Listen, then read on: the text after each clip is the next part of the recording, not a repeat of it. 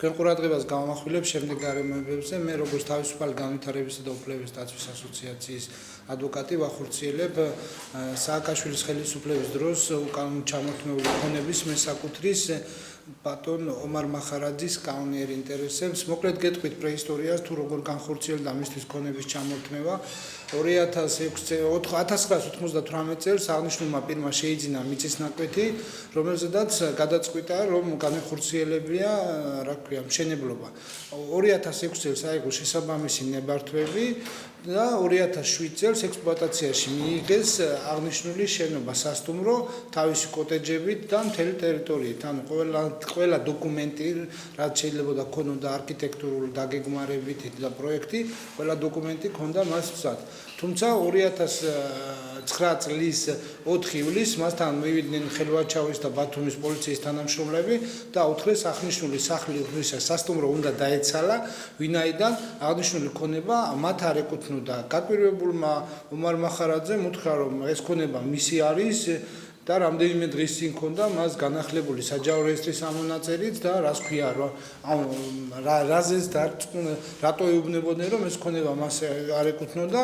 თუმცა იქ უთხრეს, რომ გაერკვია ყველაფერი აღსრულების ეროვნულ ბიუროში, კი უთხრეს, რომ თურმე მათი დასწრების გარეშე 2007 წლის 27 იანვარს ჩატარებული გულუბშის რაიონული სასამართლო, სადაც სხვა პირებთან ერთად მას როგორც ემზარ-კვიციანთან დაკავშირებულ პირს ჩამოართვეს სასტუმრო.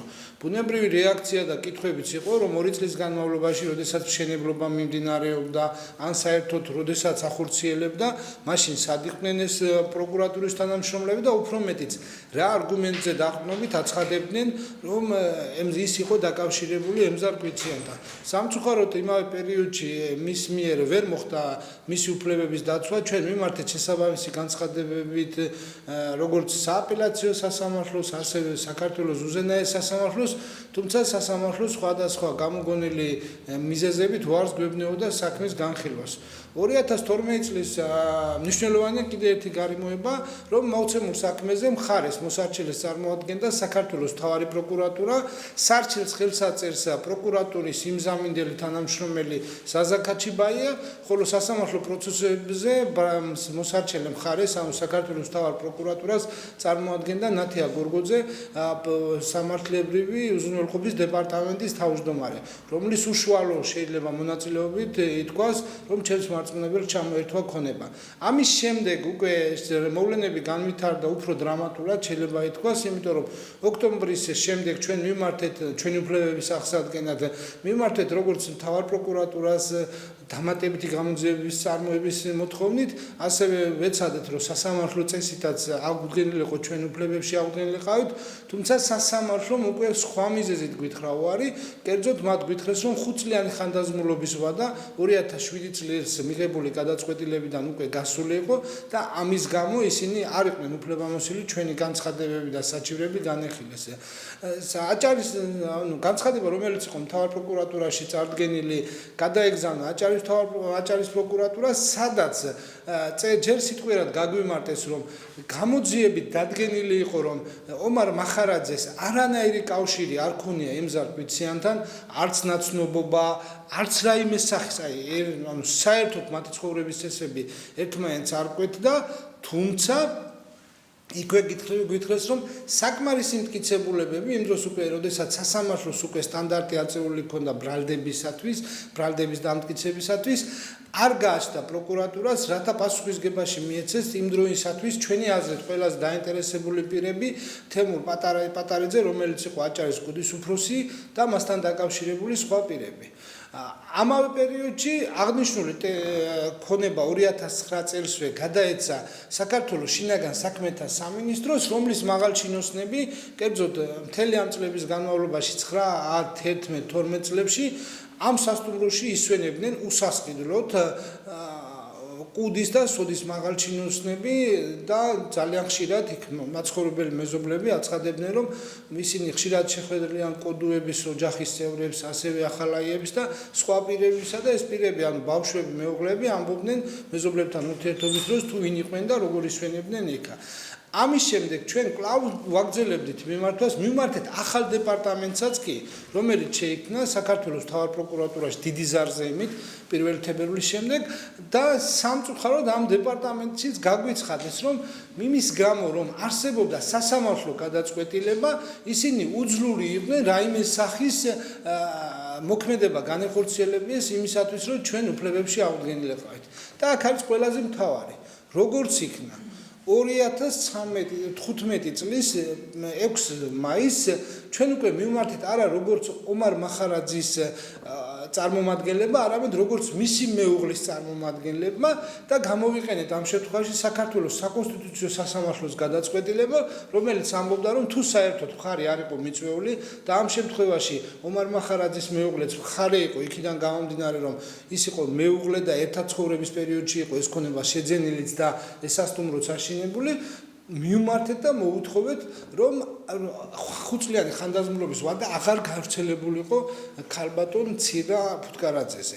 სასამართლომ 2015 წლის 6 მაისს მიიღო გადაწყვეტილება და გააუქმა 2007 წლის გადაწყვეტილება. ბუნებრივია ამის შემდეგ ჩვენ ძალიან ბედნიერებმა შეიძლება ითქვას, ცრემლმორეულებმაც ოჯახის წევრები იყვნენ და არ გჯეროდა, რომ 8 წლის შემდეგ შევძელით სამართლიანობის აღდგენა, რომ ჩვენ მოგვეცემოდა საშუალება, რომ თავბრუნებულიყავით ჩვენ საკუთრებაში, თუმცა ის რაც იყო ყველაზე შემზარავი, როდესაც პროცესიდან გამოვდიოდით, პროკურატურის წარმომადგენელმა ნათია გორგოძემ გაგვიცხადა, რომ ის გაასაჩივრებდა აღნიშნულ გადაწყვეტილებას და ყველაფერს გააკეთებდა, რომ აღნიშნული მისი აზრით უკანონო გადაწყვეტილება არ შესულიყო კანონიერ ძალაში.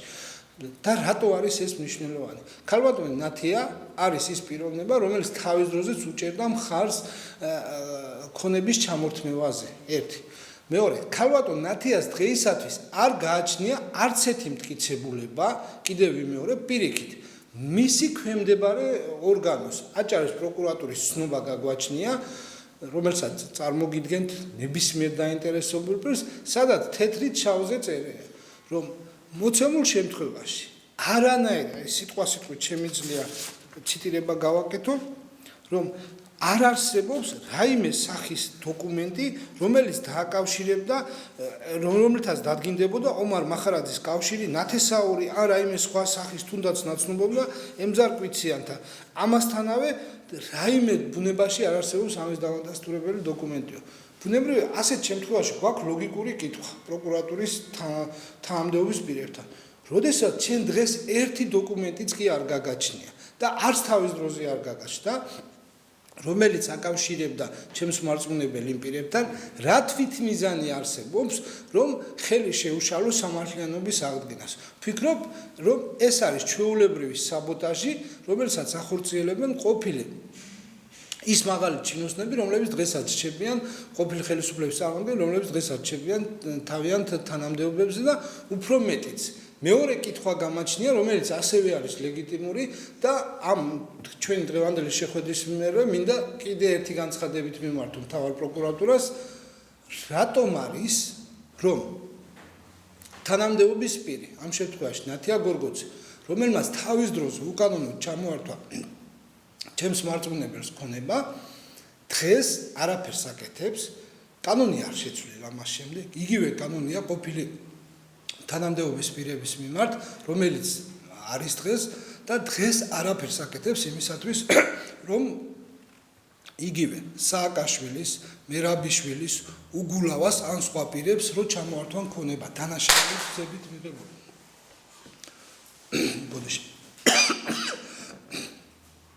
რამდენიმე დღის წინ გავრცელდა ინფორმაცია, მეც იმ უბანში მაქვს ოფისი მთაწმინდაზე და იქ ყველა მიცის, რომ პარლამენტის გვერდით შენობაში გიგი უგულავას თავისი ოჯახის წევრის, მეუღლის ოჯახის წევრის სახელზე აქვს გაფორმებული ქონება, რომელიც არის დაახლოებით საბაზრო ფასით 1.5 მილიონისა დოლარზეა საუბარი და არანაირი მოქმედება, ყველა მიცის იქა, იმიტომ რომ ხშირად დადიოდა უგულავაც იქა, მისი მეუღლე დღესაც ხშირად დადის, იმიტომ რომ მისი ქონება არის და დღესაც მიუხედავად იმისა, რომ ეს ინფორმაცია საჯაროდ გავრცელდა, დღეს კანონი კიდევ ვიმეორებ, იგივე არ შეცვლილა. როდესაც მაშინ უკანონოდ ჩამოართვეს პირს, როგორც თანამდებობის პირთან ყვითიანთან დაკავშირებულ პირს დღეს რატო არაფერს აკეთებენ ამ ხელისუფლების წევრები იმისათვის რომ მართლა უკანონოდ იმიტომ რომ 1.5 მილიონის ქონება რომ დაემგროვებია საჯარო მოხელეს გიგი უგულავას ამისთვის არ ვიცი რა თანხის შემოსავალი უნდა ქონოდა ჩვენ ყველამ ვიცით რომ ეგ ადამიანები თითქმის პირდაპირ სასწავლებლებიდან თანამდებობებზე მოვიდნენ და მანამდე რაიმე სახის ესეთ სიმდიდრეს ისინი არ ფლობდნენ.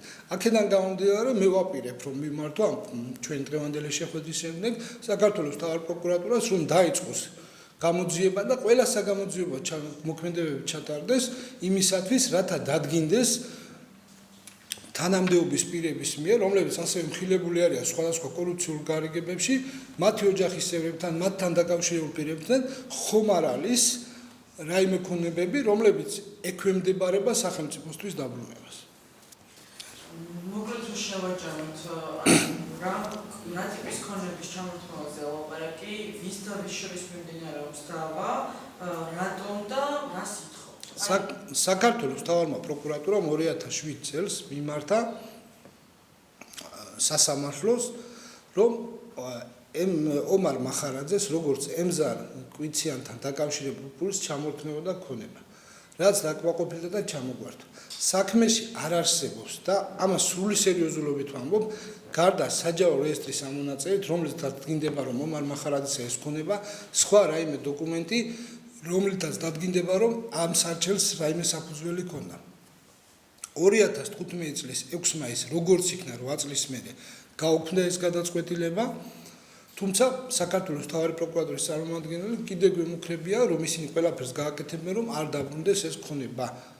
დღეს აღნიშნული ქონება არის საქართველოს შინაგან საქმეთა სამინისტროს ბალანსზე და ბოლო წელი არავინ არ ცხოვრობს, უბრალოდ დაკეტილი არის და დაცვის პოლიციის თანამშრომლები თქვენ შეგიძლიათ შესაბამის ბიუროებს საჭაროებში თხოვოთ, ყველა მიცის ეს ტერიტორიულად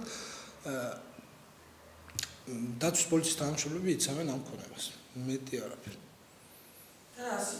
ჩვენ მოვიტყვით პირველი ნათია გორგოძის პასუხისმგებლობას, მეორე საქართველოს მთავარმა პროკურატურამ უარი თქვა აღნიშნული გადაწყვეტილების გასაჩივრებაზე, მესამე გაითხოვოს სარჩელი, ვინაიდან არის უსაფუძვლო და ამის უფლებამოსილება კი არა, ვალდებულება გააჩნიათ როგორც ადმინისტრაციულ ორგანოს და მეოთხე იმავე პროკურატურის წევრებმა დაიწყონ გამოძიება ყოფილი ჩინოვნიკების მიერ ყოფილი ჩინოვნიკებზე ხო არ არის ასევე უკანონოდ გაფორმებული მათი ოჯახის წევრებზე უკანონოდ გაფორმებული მიტაცებული და კორუფციული გზებით მიღებული შემოსავალი.